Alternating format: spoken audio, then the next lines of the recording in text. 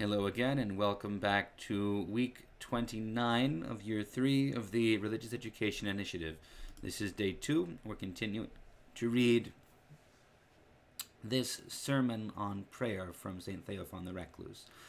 So last time, St. Theophan presented us with the second approach to prayer, prayer as a reality for us throughout the day, this active effort to do everything to the glory of God, offering to Him every task, every action throughout the course of our day. He noted that if we do this correctly, it will turn us toward God at every moment of the day because we are always doing something. And if we can begin our day in this way, offering every action, every pastime to the Lord, then we can remain in this state of relationship with God. But he ended by introducing what he calls the third method, a daily meditation on divine things. And this is truly the foundation of both of the other approaches we've seen the last few weeks. So this is where we pick up today. We'll reread the final paragraph from last week for the sake of the transition. He says, "This mood is induced by meditation on divine things. And this is the third method of training the soul to turn more frequently towards God. Meditation is a reverent reflection on godly attributes and actions, and on what our glimpses of them demand of us. There can be reflection on the goodness of God, on His justice, His wisdom, His might, His omnipotence, on His providence, on His dispensation to save us through the Incarnation, on His mercy, on His word, on the holy sacraments, on the kingdom of heaven. Whichever of these aspects forms the basis of your reflections, it will inevitably fill the soul with reverent feelings towards God. You will discover that you are surrounded by God's mercies, bodily and spiritual. Then, if you are not a stone, you will find it necessary to fall before God, dissolved in humble feelings of gratitude. If you begin to reflect on the omnipotence of God, you will realize that nothing in yourself is hidden from His eye. Then you will resolve to be strictly attentive to the movements of your heart and your mind, in order that you should not trespass against the all-seeing God. If you begin to reflect on the truth of God, you will be persuaded that not one evil deed will remain unpunished, and so without doubt you will resolve to purify yourself of all your sins by means of heartfelt contrition and penitence before God. Whatever quality or action of God you think of, if you meditate on it, your soul will fill with reverent feelings and a reverent attitude toward Him. This orients the whole being of a person directly towards God, and so it forms the simplest way to teach the soul how it should rise to Him." So, I think it's important that we review the course on which St. Theophan is directing us. In the first sermon, which we read last year, he talks about how to conduct our daily prayers from the prayer books, that we should, before we start to pray, be silent and attentive and quiet our mind and attend to the reality that we are in the presence of God. And then that we should pray our prayers from the prayer books, morning and evening, according to rule, with attention, reading everything with as much feeling and presence of mind as we can. And that we should not immediately, when we finish our prayers, walk away from that space, but that we should remain somewhat in silence. And then, that was his conclusion. In this way, we don't rush away from the presence of God in which we have been consciously standing. That was the previous sermon.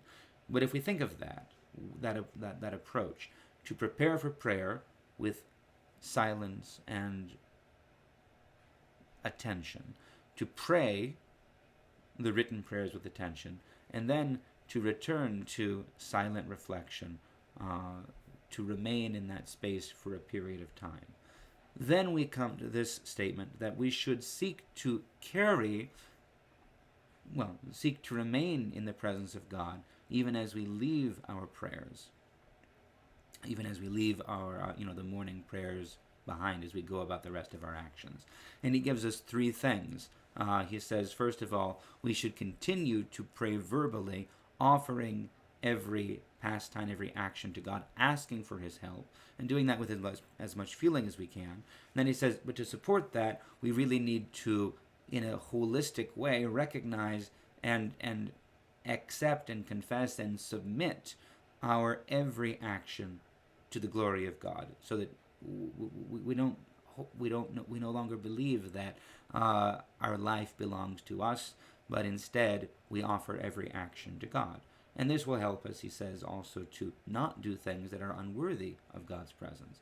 And then he says, but that sense, that idea, that acceptance of the truth that every aspect of our life belongs to God, that is not natural to us. We can reach this, as he says here. This mood is induced by meditation on divine things.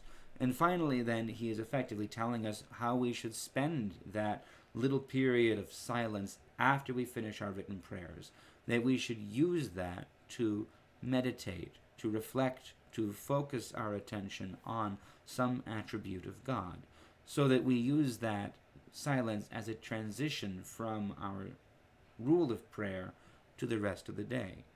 And recognizing that very often the things that we, in our presuppositions and our assumptions, that we think belong to us, that are separate from God, very often these are the places where we fall into sin.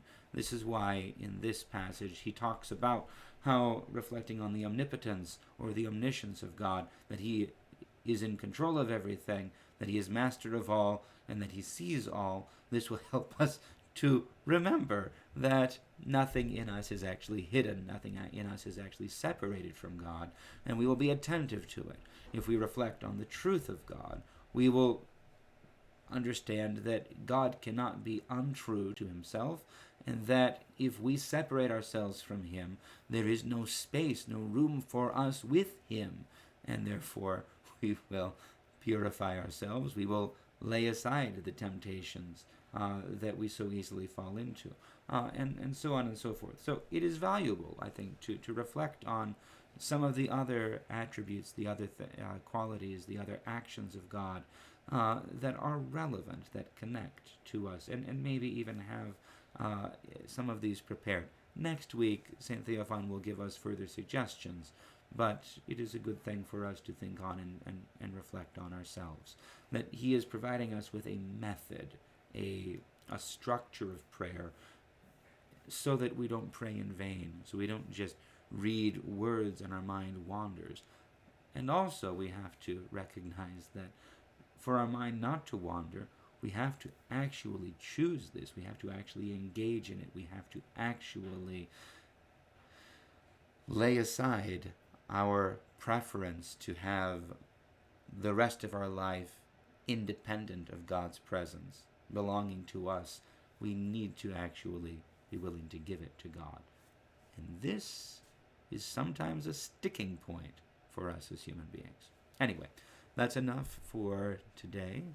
We'll see you for the day 3 reading in a little while. God bless you.